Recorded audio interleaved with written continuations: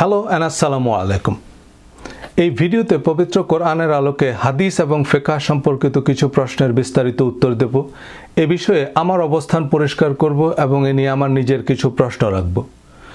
আমি সাধারণত আমার ভিডিওর শুরুতে কোনো ট্রিকি বা চটকদার ইন্ট্রো দেই না, but in case of this video I can guarantee that মনোযোগ দিয়ে শেষ লাইন পর্যন্ত দেখলে আপনি আস্তিক, নাস্তিক, ধর্মপ্রাণ মুসলমান বা মাওলানা যেই হন, এই ভিডিওটি আপনার ইসলাম ধর্মের প্রচলিত রীতি রেওয়াজ সম্পর্কে আজন্মলালিত ধারণার আদ্যপন্ত বদলে দেবে ইনশাআল্লাহ।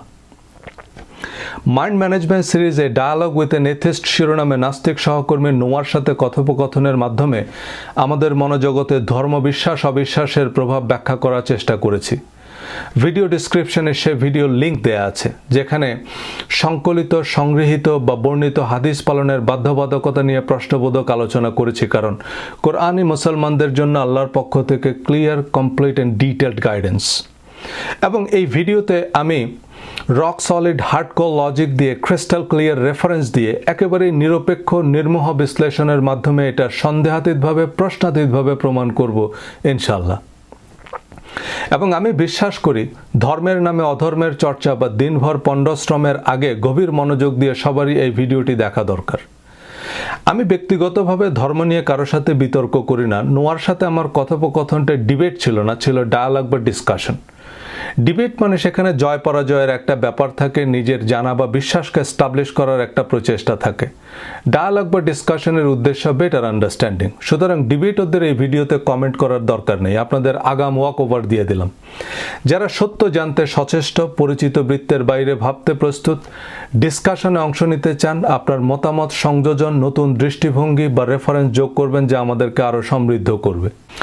ধর্ম বলতে আমরা বেশিরভাগ মানুষ যা বুঝি ফরজ, ওয়াজিব, সুন্নত, মুস্তাহাব, মাকরুহ, হারাম, এক কথায় যাবতীয় প্রচলিত পরিচিত ধর্মীয় রীতি রেওয়াজের বেশিরভাগেরই অন্যতম প্রধান ভিত্তি হচ্ছে হাদিস এবং ফিকহ। হাদিসের আলোকে যেটাকে সুন্নত, মুস্তাহাব বা মাকরুহ বলা হচ্ছে, ফিকহি দৃষ্টিকোণ থেকে আবার সেটাকে ফরজ, ওয়াজিব বা হারাম বলা হচ্ছে। টিভিতে বা অনলাইনে যত মাসলা মাসাইলের অনুষ্ঠান দেখবেন, বেশিরভাগ মাসলার ভিত্তি হচ্ছে হাদিস এবং ফিকহি বিশ্লেষণ। হাদিস বলতে বোঝাচ্ছে বুখারী, মুসলিম, তিরমিজি, আবু দাউদ, নাসাই, ইবনে মাজা, বাইহাকি, এসব হাদিস গ্রন্থে বর্ণিত হাদিস। এবং ফিকহ মানে ইমাম আবু হানিফা, শাফেঈ, মালিক, আহমদ ইবনে হাম্বলের ফতোয়া বা মত। কিন্তু এসব হাদিস বা ফিকহ সিদ্ধান্ত পালনের বাধ্যবাধকতা কতটুকু? এসব হাদিস বা ফিকহ গ্রন্থের স্বীকৃতি বা অনুমোদনের ভিত্তি কি? কারণ এসব হাদিস গ্রন্থ সংকলিত হয়েছে নবীজির ইন্তেকালের কয়েকশো বছর পর। প্রথমে এ প্রশ্নের ফর্মাল ইনফর্মাল যেসব উত্তর পেয়েছি তা নিয়ে আলোচনা করা যাক। মাসুমা আক্তার একটা উত্তর দিয়েছেন যার সাথে আমি সম্পূর্ণ একমত এবং এ যাবৎ প্রাপ্ত সবচেয়ে যৌক্তিক উত্তর। Allah has said in Quran that Nabi Karim Muhammad sallallahu alaihi wasallam says we must follow Quran and Hadith. যদিও তিনি স্পেসিফিক রেফারেন্স বা আয়াতের নাম্বার উল্লেখ করেননি, সম্ভবত তিনি সূরা আল ইমরানের 32 নম্বর আয়াতের কথা বলেছেন।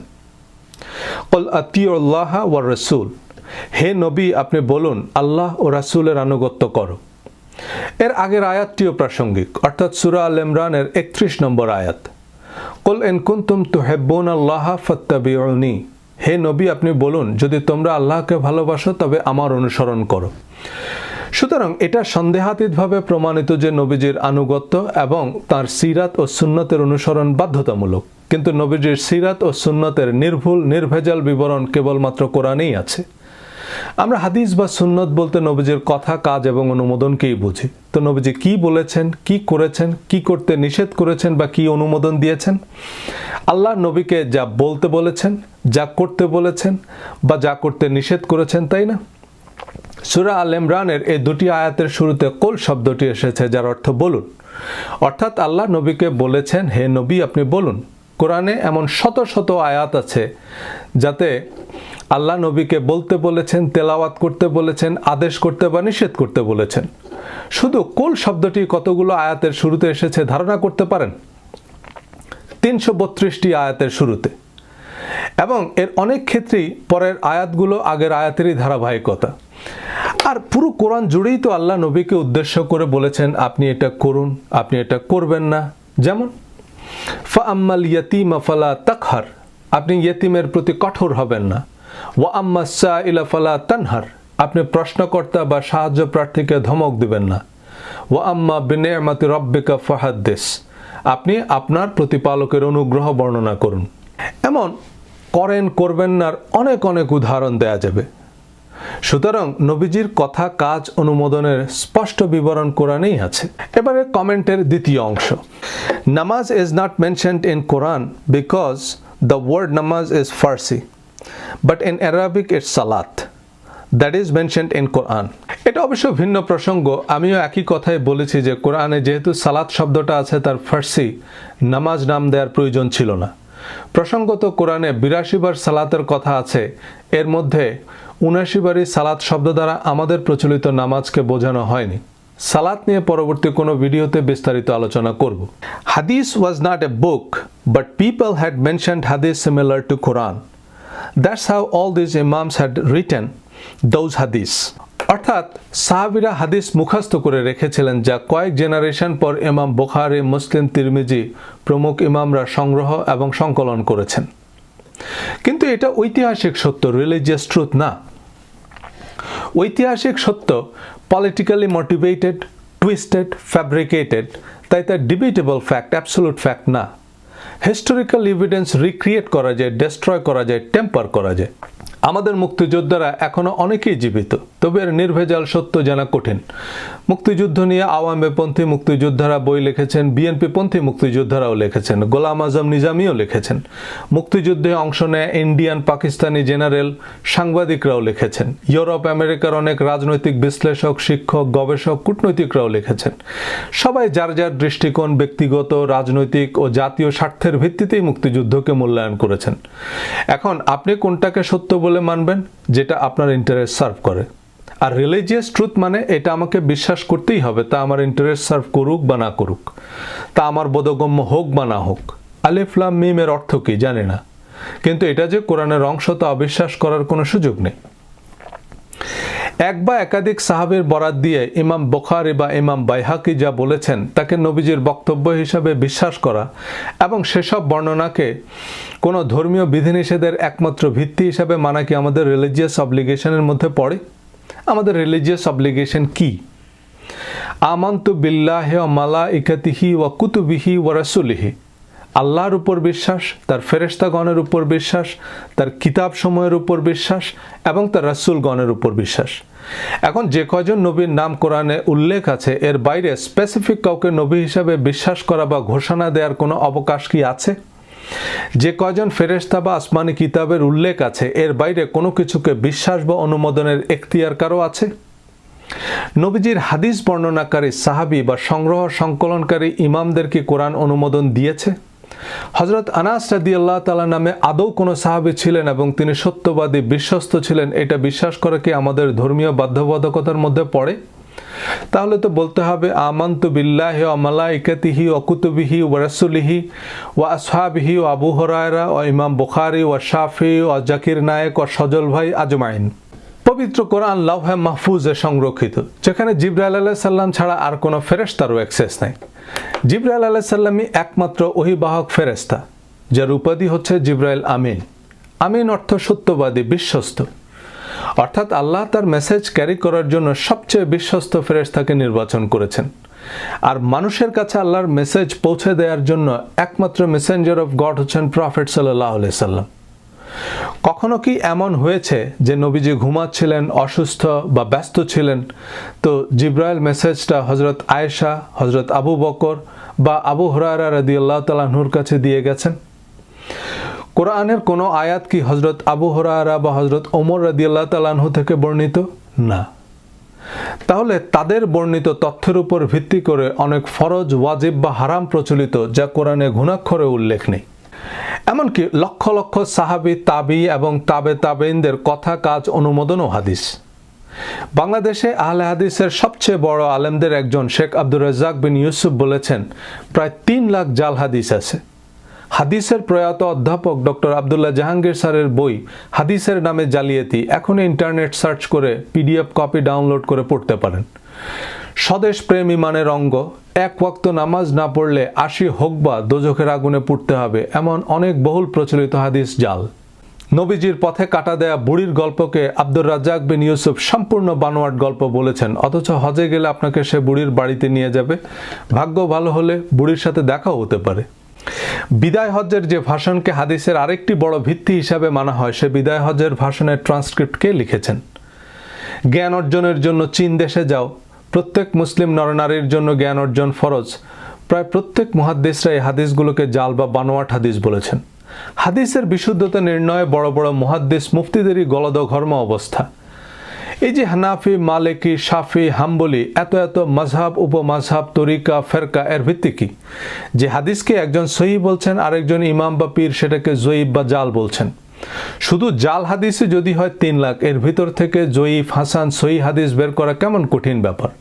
আর এত এত জাল হাদিসই বা কারা তৈরি করলো, কেন তৈরি করলো?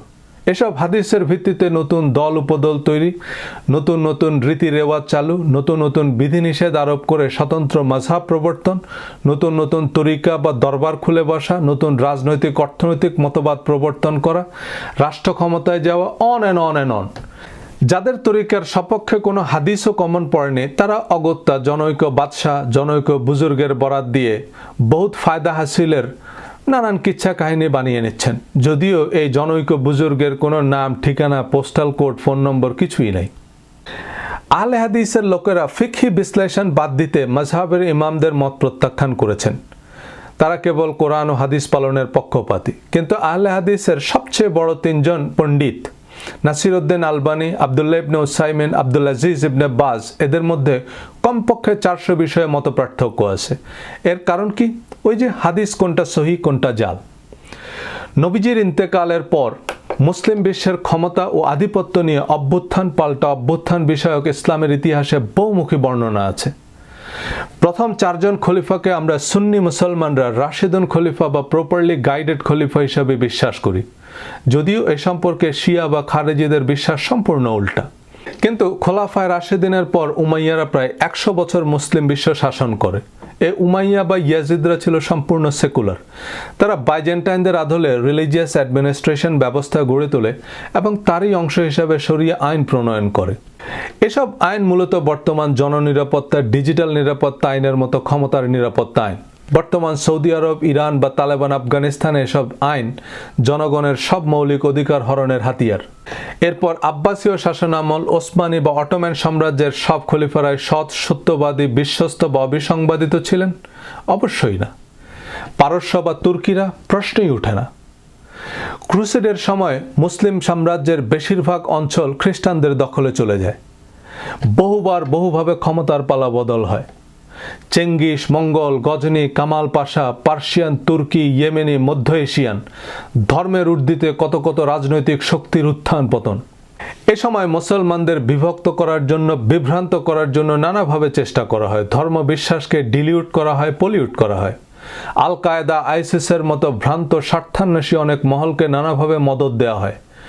সবাই নিজ নিজ স্বার্থ সংশ্লিষ্ট বিধিবিধান প্রণয়ন করে আর সেসবকে আল্লাহর বিধান বলে চালিয়ে দেয়। কেউ সেসবের বিরোধিতা করতে পারে না, কারণ তা ধর্মের অবমাননা, দণ্ডনীয় অপরাধ। মোগলরা ছিল শিয়া মুসলিম, আর এর মধ্যে আকবর তো নিজেই দ্বীন এলাহি নামে নতুন ধর্ম প্রবর্তন করেন।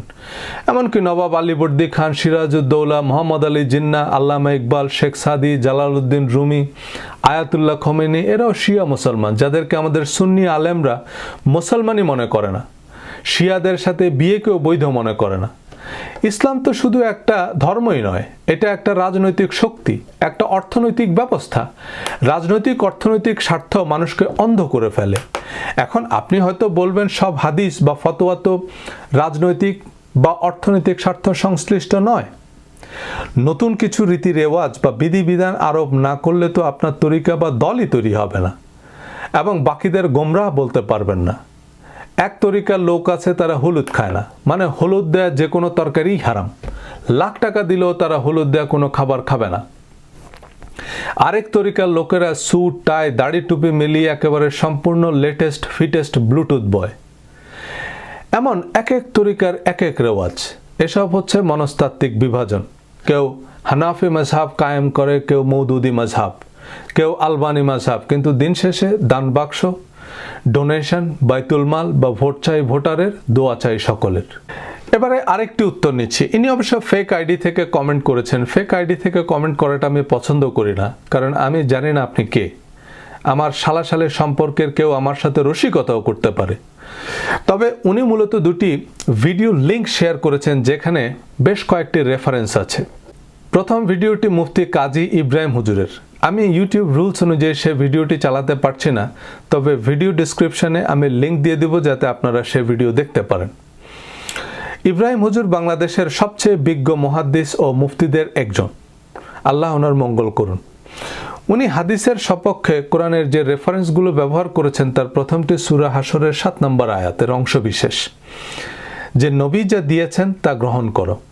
আর ব্র্যাকেটে উনি নিজের কিছু শব্দ বা ব্যাখ্যা যোগ করেছেন যা আয়াতের উল্লেখ নেই, যেমন নবী যা দিয়েছেন তাই হাদিস, নবী যত বক্তব্য দিয়েছেন, যত আমল দিয়েছেন তা গ্রহণ করো। যাই হোক, সূরা হাশরের 7 নং আয়াতে নবী যা দিয়েছেন তা গ্রহণ করো এর দ্বারা যে হাদিস বোঝানো হয়নি তা পুরো আয়াত থেকে বেশ পরিষ্কার। আল্লাহ এই জনপদবাসীদের নিকট থেকে তার রাসূলকে বিনা যুদ্ধে যে সম্পদ দিয়েছেন তা আল্লাহর রাসূলের, তার আত্মীয়গণের এবং ইয়াতিম, অভাবগ্রস্ত ও মুসাফিরদের জন্য, যাতে তোমাদের মধ্যে যারা ধনবান শুধু তাদের মধ্যেই ধন মাল আবর্তন না করে। আর রাসূল তোমাদেরকে যা দেন তা তোমরা গ্রহণ করো এবং যা হতে তোমাদেরকে নিষেধ করেছেন তা হতে বিরত থাকো। তোমরা আল্লাহকে ভয় করো, নিশ্চয় আল্লাহ শাস্তি দানে কঠোর। এখানে নবী যা দিয়েছেন তার দ্বারা বনু নজির গোত্রের পরিত্যক্ত সম্পদের কথা বলা হয়েছে।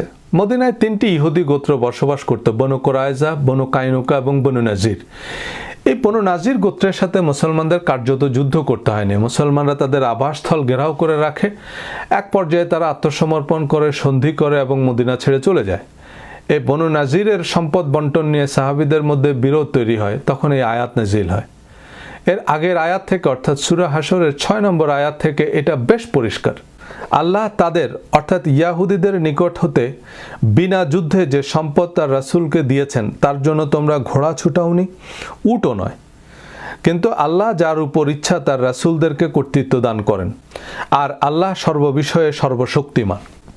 বনু নাজিরের এই এলাকা যা মুসলিমদের দখলে এসেছিল তা মদিনা থেকে 3-4 মাইল দূরে অবস্থিত, অর্থাৎ মুসলমানদেরকে এর জন্য সুদীর্ঘ সফর করার প্রয়োজন পড়েনি এবং এর জন্য মুসলিমদেরকে উট ও ঘোড়াও দৌড়াতে হয়নি।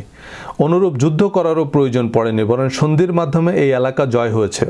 সুতরাং নবী যা দিয়েছেন মানে সেই বিনা যুদ্ধে প্রাপ্ত সম্পদ থেকে নবী যা দিয়েছেন তা গ্রহণ করো, আর যা নিতে বারণ করেছেন তা থেকে বিরত থাকো।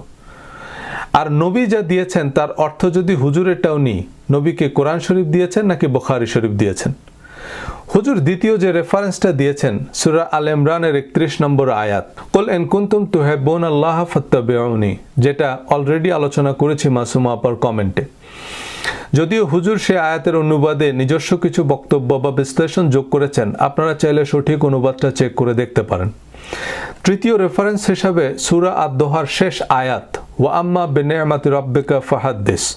হুজুর এই আয়াতের অর্থ করলেন, তুমি তোমার প্রতিপালকের কাছ থেকে যে নেয়ামত বা ওহির জ্ঞান পেয়েছো সেগুলোর হাদিস বর্ণনা করো। ফাহাদ্দিস থেকে হাদিস পাওয়া গেছে। ফাহাদ্দিস শব্দের অর্থ বর্ণনা করা, হাদিস বর্ণনা করা নয়। হাদিস শব্দের অর্থ কথাবার্তা, বর্ণনা বা নেরেশন।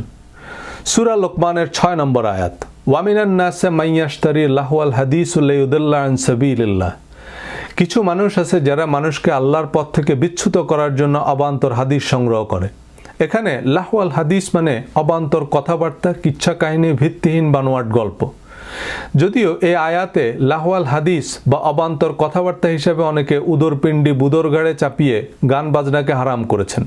এমনকি ছোটবেলায় অনেক হুজুরকে এই আয়াতের ভিত্তিতে অঙ্ক, ইংরেজি, বিজ্ঞান এসব দুনিয়াবি পড়াশোনাকেও হারাম বলতে শুনেছি। যাই হোক, গান বাজনা হারাম নয়। হযরত দাউদ আলাইহিস সালামের মুজিজা ছিল ওনার গায়কী। আমাদের অব্লিগেটরি রিলিজিয়াস বিলিফ অনুযায়ী হযরত দাউদ আলাইহিস সালাম ছিলেন greatest singer of all time. এটা কিভাবে সম্ভব যে একটা হারাম জিনিস আল্লাহ মুজিজা হিসাবে তার কিতাব প্রাপ্ত একজন পয়গম্বরকে দিবেন? আপনি হয়তো বলতে পারেন, হযরত দাউদ আলাইহিস সালাম তো আর অশ্লীল বা অবান্তর গান গাইতেন না। অশ্লীল অবান্তর গান কেন? কথা বলাও অনুচিত, তাই বলে কি কথাই বলা যাবে না? যাই হোক, সূরা দোহার শেষ আয়াতের অর্থ, আপনি আপনার প্রতিপালকের নিয়ামত বা অনুগ্রহ বর্ণনা করুন, হাদিস বর্ণনা নয়। আর প্রতিপালকের নিয়ামত বা অনুগ্রহ হচ্ছে কোরআন শরীফ, আবু দাউদ শরীফ নয়। সূরা মায়দার ৩ নম্বর আয়াত এবং এটা কোরআনের সর্বশেষ নাজিলকৃত আয়াত। আল ইয়াউমা আকমালতু লাকুম দীনাকুম ওয়া আতমামতু আলাইকুম নি'মাতি ওয়া রাদিতু লাকুমুল ইসলাম দীনান। আজ আমি তোমাদের জন্য তোমাদের ধর্মকে সম্পূর্ণ করে দিলাম এবং তোমাদের জন্য আমার নেয়ামতকে পরিপূর্ণ করে দিলাম। কোরআনের সমাপনী আয়াতে আল্লাহ বলছেন, এই কোরআনই আমাদের জন্য আল্লাহর নেয়ামত বা জীবন বিধান, যা সম্পূর্ণ এবং পরিপূর্ণ। হুজুর এই ভিডিওতে রিচুয়াল সালাতের কথা উল্লেখ করে বলেছেন, কোরআনে তো এর ডিটেইলড নেই। প্রতিদিন কত ওয়াক্ত নামাজ, কত রাকাত করে পড়তে হবে, কখন পড়তে হবে, প্রতি রাকাতে কি কি পড়তে হবে, এই ডিটেলটুকু আল্লাহ কোরআনের 1 থেকে 2 আয়াতেই দিতে পারতেন। এবং নামাজ মুসলমানদের প্রধান ইবাদত হিসাবে এটুকু ডিটেল তো থাকা উচিত ছিল, কিন্তু 82 বার সালাতের কথা বলা হলেও এসব আয়াতে আমাদের প্রচলিত সালাত বা নামাজের বিবরণ নেই। কেন নেই? সালাত নিয়ে পরবর্তী কোনো ভিডিওতে আরও বিস্তারিত বলবো, সাথে থাকুন। আর কোরআন কেন, প্রচলিত হাদিসও নেই এমন অনেক রীতি রেওয়াজ ধর্মে চালু আছে, লক্ষ লক্ষ দরগা, মাজার, তরিকা খোলা আছে, যেসবকে বৈধতা দেওয়ার জন্য দোয়া, তাবিজ, আজব দুনিয়া, গজব কাহিনী নির্ভর শত শত বই লেখা হচ্ছে। এছাড়া ইব্রাহিম হুজুর ইবনে মাজার প্রথম হাদিস সহ আরও কয়েকটি হাদিসের রেফারেন্স দিয়েছেন যে একটা ফেরকা আসবে, কোরআনি ফেরকা, যারা হাদিস মানবে না। যদি আমি সেসব নিয়ে আলোচনা করতে চাচ্ছি না, কারণ আমি সেই সব ফেরকা মেরকা বুঝি না। আমি অবশ্যই নবীজির হাদিস মানি, কিন্তু নবীজির কথা, কাজ এবং অনুমোদনের বিবরণ কোরআনে well documented, clearly and completely recorded. এটা এখনই সন্দেহাতীতভাবে প্রমাণ করবে ইনশাল্লাহ।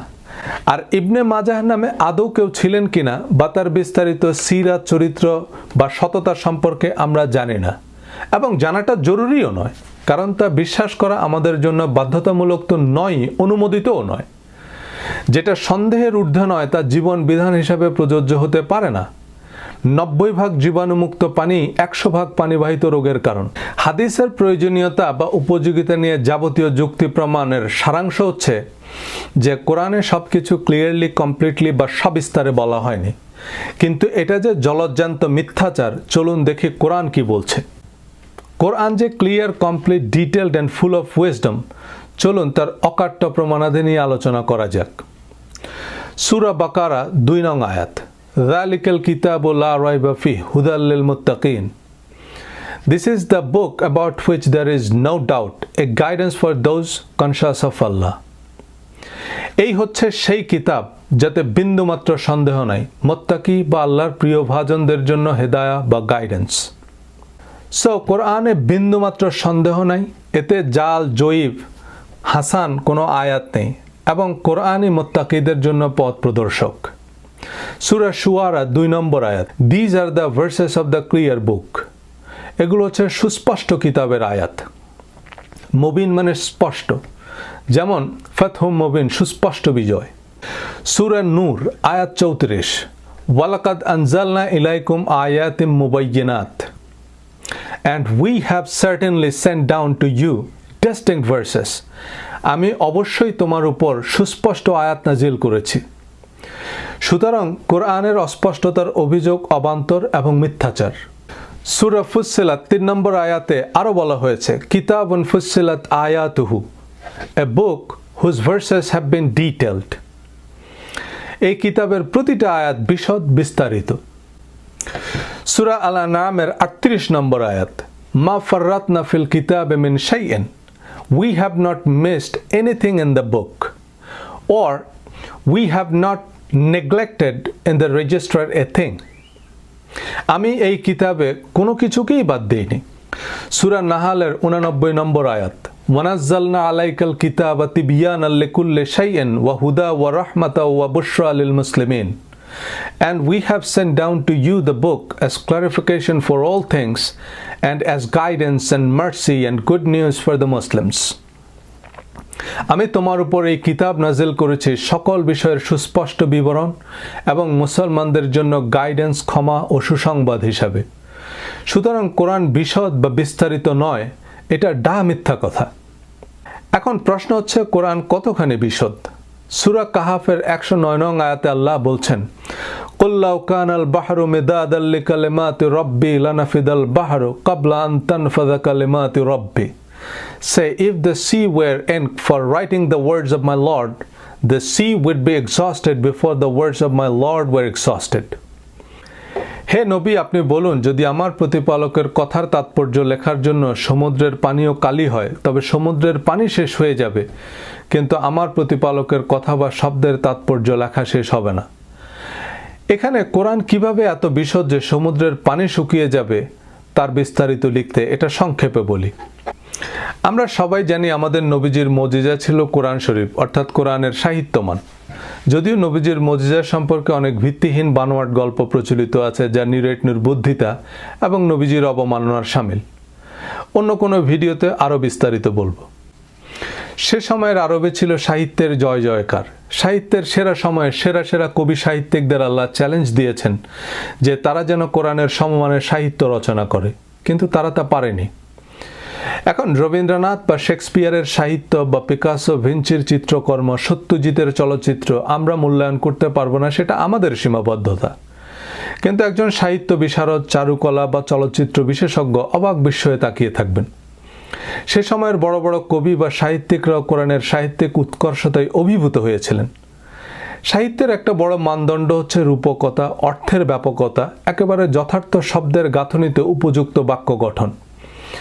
যেমন কান্না শব্দের অনেকগুলো প্রতিশব্দ আছে: howl, lament, sob, bawl, blubber, keening, mourn, snivel, sorrowing, weep, whimpering and many more. এখন সব কান্না একরকম নয়। বাড়িতে কেউ মারা গেলে বা আগুন লাগলে যে কান্না, তা হচ্ছে লেমেন্ট বা বিলাপ। আবার 4 দিন পর বা মৃত্যুবার্ষিকীর পুনর্মিলনীতে যে কান্না, তা হচ্ছে মর্নিং। পুরনো প্রেমিকার কথা মনে করে যে কান্না, তা হচ্ছে উইপিং বা চোরা কান্না। বাচ্চারা হিক্কা তুলে যে কান্না করে, তা হচ্ছে হুইম্পারিং।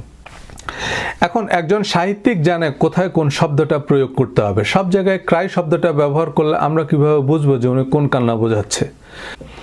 কোরআনের শ্রুতি ও ছন্দের সাথে শব্দ, বাক্য এবং উপমার যে ব্যাপ্তি, তাই কোরআনের স্বতন্ত্র বিস্ময়, সংক্ষিপ্ত আবার সীমাহীন। এখানে অনেকে কোরআনের তাৎপর্য হিসেবে হাদিসকে চালিয়ে দেন, কিন্তু কোরআনের ব্যাখ্যা, বিশ্লেষণ, তাৎপর্য, বর্ণনা, বিবরণ যাই বলেন, তা তাফসির, হাদিস নয়।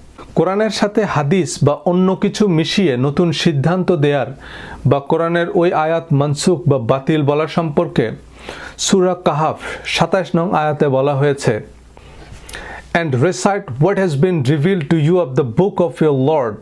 There is no changer of his words, and never will you find in other than him a refuge. হে নবী, আপনি পড়ুন, তোমার প্রভুর ওই কিতাব থেকে তোমার নিকট যা অবতীর্ণ হয়েছে তার শব্দাবলীর কোনো পরিবর্তনকারী নেই, এবং আপনি কখনোই আল্লাহ ছাড়া আর কাউকে নিরাপদ আশ্রয় হিসাবে পাবেন না। সুতরাং কোরআনের পরবর্তী আয়াত দ্বারা আগের আয়াত মনসুখ বা বাতিল হয়ে গেছে, এটাও অবান্তর কথা। সূরা বাকারা আয়াত 85। So do you believe in part of the scripture and disbelieve in part? তোমরা কি কিতাবের কিছু অংশ বিশ্বাস করবে আর কিছু অংশ অবিশ্বাস করবে? এখন আমাদের কি আল্লাহর কিতাবের বাইরে ভিন্ন কিছু অনুসরণের অনুমতি আছে? সূরা আরাফ আয়াত 3। You shall all follow what has been brought down to you from your Lord and do not follow besides him. হে মানুষেরা, তোমরা সকলেই তোমাদের নিকট তোমাদের প্রভুর কাছ থেকে যা অবতীর্ণ হয়েছে তার অনুসরণ করো এবং তাকে ছাড়া অন্য কিছু অনুসরণ করো না। সূরা আল আনআমের 19 নম্বর আয়াতে কোরআনের সাথে অনুমোদনহীন কিছুর সংমিশ্রণকে কিভাবে ব্যাখ্যা করা হয়েছে একটু মনোযোগ দিয়ে খেয়াল করুন। আয়াতের শুরুতে বলা হয়েছে, কুল আইয়ু শাইইন আকবারু শাহাদা। হে নবী, আপনি বলুন, সবকিছুর মধ্যে সবচেয়ে বড় হচ্ছে শাহাদা বা সাক্ষ্য দেয়া। যেমন আমরা শাহাদা পড়েছি বা সাক্ষ্য দিয়েছি যে আশহাদু আল্লা ইলাহা ইল্লাল্লাহ ওয়া আশহাদু আন্না মুহাম্মাদান আবদুহু ওয়া রাসূলুহু। আল্লাহ এই আয়াতের শুরুতে শাহাদার শ্রেষ্ঠত্ব মনে করিয়ে দিয়ে বলেছেন, কুলিল্লাহু শাহীদুম বাইনি ওয়া বাইনাকুম ওয়া উহিয়া ইলাইয়া হাযাল কুরআনু লিয়ুনজিরাকুম বিহি ওয়া মান বালাগা আইন্নাকুম। Say, Allah is witness between me and you, and this Quran was revealed to me that I may warn you thereby and whomever it reaches. হে নবী, আপনি বলুন, তোমাদের এবং আমার মধ্যে আল্লাহ সাক্ষী, আমার উপর এই কোরআন অবতীর্ণ হয়েছে যাতে আমি এই কোরআন অনুযায়ী তোমাদের এবং যাদের কাছে এই কোরআন পৌঁছায় তাদের সতর্ক করতে পারি। এবং আয়াতের শেষাংশে আল্লাহর কমান্ডের সাথে অননুমোদিত কোনো বিধিনিষেধ যুক্ত করা সম্পর্কে পরিষ্কার হুঁশিয়ারি উচ্চারিত হয়েছে। কুল ইন্নামা হুয়া ইলাহু ওয়াহিদ ওয়া ইন্নানি বারিউম মিম্মা তুশরিকুন। অর্থাৎ হে নবী, আপনি বলুন, নিশ্চয়ই তিনিই একমাত্র ইলাহ, আর তোমরা তার সাথে যা শরীক করো বা সংযোজন করো আমি তার থেকে মুক্ত। দেখুন, লক্ষ লক্ষ হাদিস আর ফিকহি বিশ্লেষণের উপর যেখানে সিংহভাগ ধর্মীয় রীতি রেওয়াজ বিধিবিধান দাঁড়িয়ে, সেখানে এই মর্মে কোরআনে অন্তত একটি স্পষ্ট আয়াত কি থাকা উচিত নয়? যেমন, হে নবী, আপনি আপনার সাহাবীদের বলুন তারা যেন কোরআনের পাশাপাশি আপনার সকল কথা, কাজ এবং অনুমোদনের বিস্তারিত বিবরণ পরবর্তী প্রজন্মের জন্য সংরক্ষণ করে, কারণ তা কোরআনের মতোই অবশ্য পালনীয়। কিন্তু এমন কোনো আয়াত তো নাই, বরং কোরআন একমাত্র কোরআনকেই সম্পূর্ণ, পরিপূর্ণ, বিশদ, বিস্তারিত, অপরিবর্তিত, অনুকরণীয় পথনির্দেশক হিসাবে স্বীকৃতি দিয়েছে। সূরা বাকারা আয়াত 42, ওয়ালা তালবিসুল হাক্কা বিল বাতিল and do not mix the truth with falsehood। তোমরা সত্যকে মিথ্যার সাথে মিশ্রিত করো না। অর্থাৎ বিন্দুমাত্র সন্দেহাতীত কোরআনের সাথে জাল, জয়ীফ, হাসান এবং অমুকের মতে সহি কোনো কিছুর সাথে মিশ্রিত করার কোনো সুযোগ নেই। সূরা মায়দার 3 নং এবং কোরআনের সর্বশেষ নাজিল হওয়া বা কনক্লুডিং আয়াত, আল ইয়াউমা আকমালতু লাকুম দীনাকুম ওয়া আতমামতু আলাইকুম নি'মাতি ওয়া রাদিতু লাকুমুল ইসলাম দীনান। This day I have perfected for you your religion and completed my favor upon you and have approved for you Islam as religion। আজ আমি তোমাদের জন্য তোমাদের ধর্মকে সম্পূর্ণ করে দিলাম এবং তোমাদের জন্য আমার নিয়ামতকে পরিপূর্ণ করে দিলাম এবং ইসলামকে তোমাদের ধর্ম হিসাবে অনুমোদন দিলাম। এই আয়াতগুলো দিয়ে দিনের আলোর মতো পরিষ্কার যে Quran clear, complete, detailed and full of wisdom. তবুও অনেকেই বলতে পারেন কোরআনে তো অনেক কিছুই বলা নেই, মানে আমার পছন্দের অনেক কিছু নাই যেটা দিয়ে আমার দল, মত বা তরিকাকে বৈধতা দেয়া যায় এবং তা পালনে মানুষকে বাধ্য করা যায়। দেখুন, কোরআন তথা ইসলাম হচ্ছে সকল যুগের, সমগ্র বিশ্বের সব মানুষের জন্য পরিপূর্ণ জীবন বিধান। যেমন একটা দেশের সংবিধান ছোট্ট ওয়ালেট সাইজ একটা বই, কিন্তু সংবিধানই প্রতিটা দেশের সর্বোচ্চ আইন। আপনি 1 মিলিয়ন আইন বানাতে পারেন, কিন্তু তার সংবিধানের সীমার বাইরে যেতে পারবে না। ডোনাল্ড ট্রাম্প প্রেসিডেন্ট হয়েই একের পর এক এক্সিকিউটিভ অর্ডার সাইন করেন। প্রেসিডেন্টের এক্সিকিউটিভ অর্ডার অবশ্যই আইন, কিন্তু আদালত সেসব আইন বাতিল করে দেয়, কারণ সেগুলো সংবিধানের সাথে সাংঘর্ষিক। একইভাবে আপনি 1 বিলিয়ন বিধিবিধান প্রণয়ন করতে পারেন, কিন্তু তা কোরআনের সাথে অসামঞ্জস্যপূর্ণ হতে পারবে না। কোরআন যেটাকে হারাম বলেনি সেটাকে হারাম, বা যেটাকে বাধ্যতামূলক বলেনি সেটাকে আবশ্যকীয় বলার কোনো সুযোগ নেই।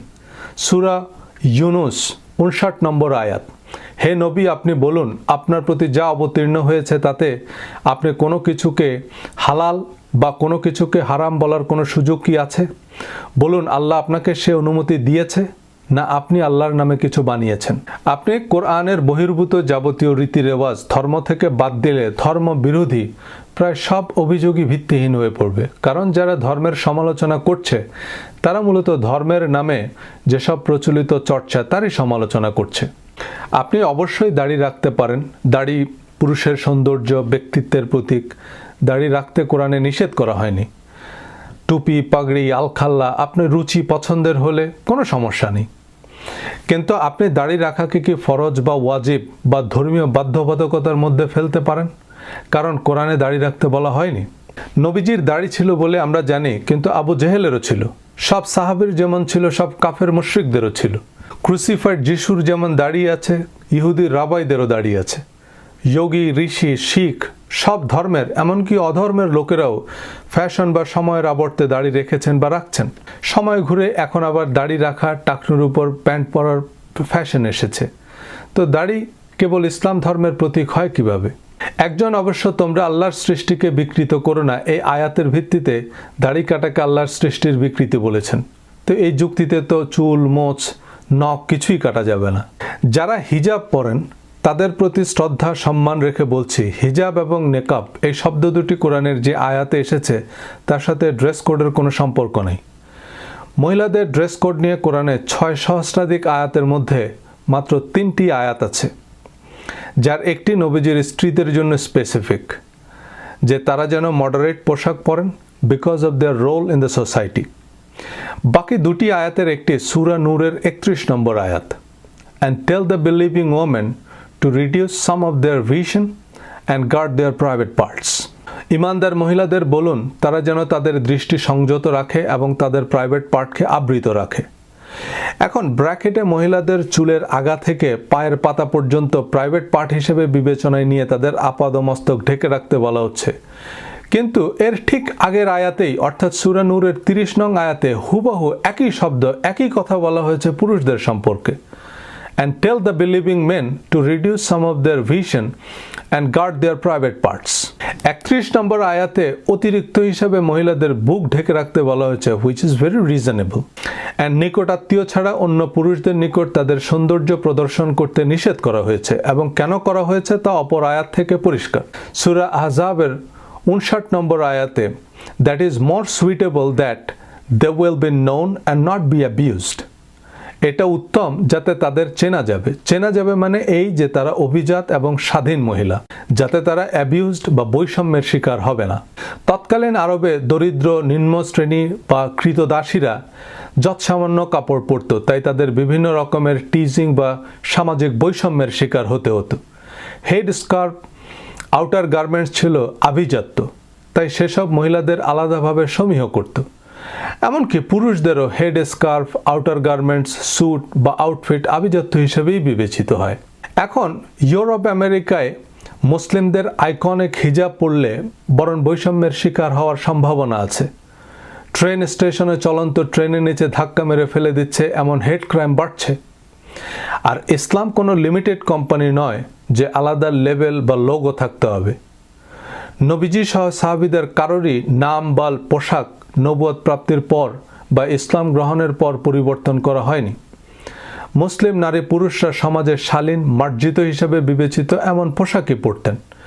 নাম পোশাক দিয়ে অবশ্যই একজন মানুষের মূল্যায়ন হওয়া উচিত নয়। ইসলামে একজন মানুষের মূল্যায়ন হয় তার উত্তম চরিত্র ও সৎকর্ম দিয়ে। যাই হোক, ঐতিহাসিক প্রেক্ষাপট বিবেচনায় না নিলেও এই দুইটি আয়াতে মহিলাদের পোশাকের যে গাইডলাইন তা সাধারণ সামাজিক বিধান হিসাবে দেয়া হয়েছে, অর্থাৎ সমাজে গ্রহণযোগ্য, রুচিশীল বা অভিজাত পোশাক। আমি রেফারেন্স দিয়েছি, আপনারা বিস্তারিত চেক করে দেখবেন। এই আয়াতগুলোতে ফরজ, হারাম, পাপ, পুণ্য, পানিশমেন্ট, রিওয়ার্ড, বেহেশত, দোজখ এমন কোনো শব্দ নেই। সূরা নূরের 31 নম্বর আয়াতের শেষাংশ মুমিনুন মানে ইমানদার নারী পুরুষ উভয়কেই উদ্দেশ্য করা হয়েছে। কোরআন যেসব জিনিসকে হারাম বা ফরজ করেছে সে সম্পর্কে স্পষ্ট করে হুররিমাত আলাইকুম তোমাদের উপর হারাম করা হয়েছে, বা ওহাররামার রিবা সুদকে হারাম করা হয়েছে, বা কুতিবা আলাইকুম সিয়াম তোমাদের উপর রোজাকে বিধিবদ্ধ বা ফরজ করা হয়েছে, এমন শব্দ ব্যবহৃত হয়েছে। এছাড়া যেগুলো শাস্তিযোগ্য অপরাধ সেখানে পাপ কাজ, ঘৃণ্য শয়তানের কাজ, যন্ত্রণাদায়ক শাস্তি, অপমানজনক শাস্তি, জ্বলন্ত অগ্নিকুণ্ডে নিক্ষেপ করা এই জাতীয় শব্দ ব্যবহার করা হয়েছে। আমেলা সলেহান বা সৎকর্মের ক্ষেত্রে জান্নাত, প্রভুর কাছ থেকে পুরস্কৃত হওয়া, উত্তম প্রতিদান এমন শব্দ ব্যবহার করা হয়েছে। সূরা ইউনুস আয়াত 59, হে নবী আপনি বলুন আপনার প্রতি যা অবতীর্ণ হয়েছে তাতে আপনি কোনো কিছুকে হালাল এবং কোনো কিছুকে হারাম বলার কোনো সুযোগ আছে? বলুন আল্লাহ আপনাকে সে অনুমতি দিয়েছে, না আপনি আল্লাহর নামে কিছু বানিয়েছেন? সুতরাং কোরআন যা হারাম বলেনি তা হারাম বলার কোনো অবকাশ নবীকেও দেওয়া হয়নি। কোরআনে 14টি জিনিস হারাম বলা হয়েছে, পরবর্তী কোনো ভিডিওতে তা বিস্তারিত আলোচনা করব। তবে আমাদের বেশিরভাগ ধর্মপ্রাণ মুসলমান ভাই বোন খুবই আশাহত হবেন বেহেশত, দোজখ বা শাস্তি বা পুরস্কারের সাথে সম্পর্কিত কার্যক্রমের তালিকা দেখলে, কারণ তারা দিনভর বেহেশতের চাবি বানানোর বা দোজখের আগুন নেভানোর জন্য যা যা করেন তার বেশিরভাগই সিলেবাসের বাইরের জিনিস, যা পরীক্ষায় আসবে না এবং সে চাবি দিয়ে বেহেশতের দুয়ার খুলবে না। জান্নাত ও সৎকর্ম নিয়ে আরেকটি ভিডিওতে বিস্তারিত কথা বলবো। আমি জানি আমার কথার অনেক কিছুই আপনি মানতে পারছেন না, আবার ফেলেও দিতে পারছেন না, কারণ আমি যা বলছি তার rock solid hardcore logic and crystal clear reference. তবু এটাই আমাদের ধর্মীয় মনস্তত্ত্ব।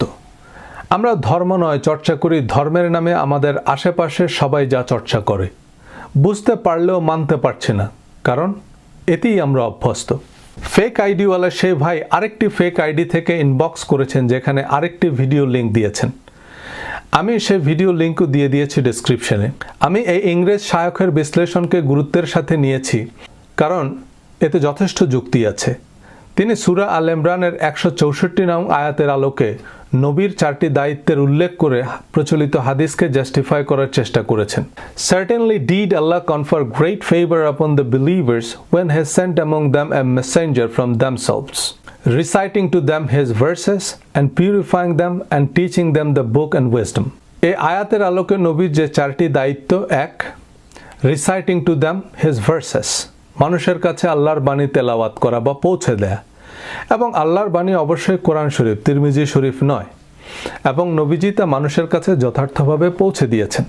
2. পিউরিফাইং দ্যাম, পিউরিফাই মানে খুবই পরিষ্কার, কোনো রকমের পলিউশন বা কন্টামিনেশন থেকে সুরক্ষিত রাখা, মানে এর সাথে কোনো কিছুর সংযোজন বা শরিক না করা।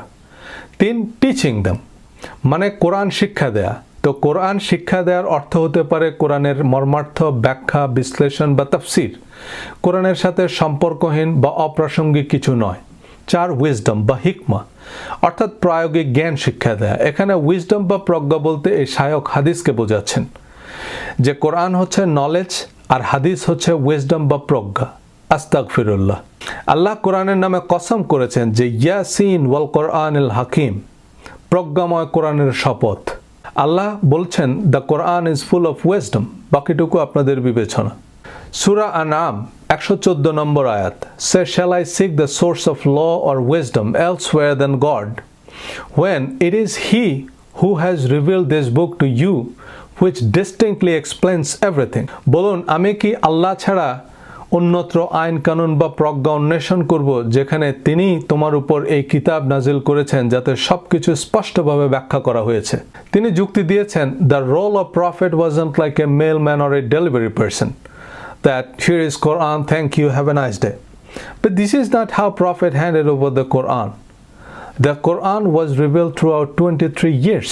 কোরআনের বিভিন্ন আয়াত নাজিলের প্রেক্ষাপট, প্রাসঙ্গিকতা, ভাষাগত ব্যাখ্যা বা করণীয় বিশ্লেষণ হচ্ছে তাফসির, হাদিস নয়। কোরআনের প্রসিদ্ধ যেসব তাফসির, সেগুলোর মধ্যে তাফসিরে জালালাইন হচ্ছে মূলত ব্যাকরণ বা ভাষাগত বিশ্লেষণ। মিশরীয় সুফি আল্লামা জালালউদ্দিন মাহালি এবং ওনার ছাত্র আল্লামা জালালউদ্দিন সুয়ুতি এ প্রসিদ্ধ তাফসিরের তাফসিরকারক। এই দুজনই ছিলেন আরবি ভাষার পণ্ডিত।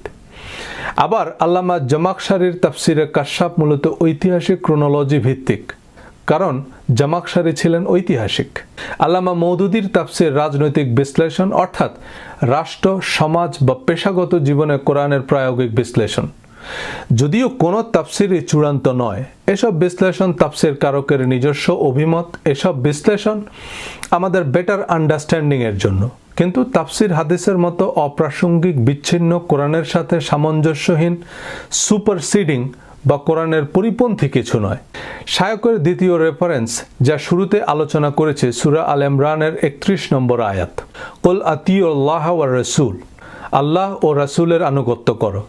এখানে আল্লাহর অনুসরণ মানে আল্লাহ যা বলেছেন তার অনুসরণ করা, নাকি অননুমোদিত যে কেউ একজন এসে আল্লাহ এটা করতে বলেছেন, ওটা করতে বলেছেন বললেই সেটা আমাদের করতে হবে।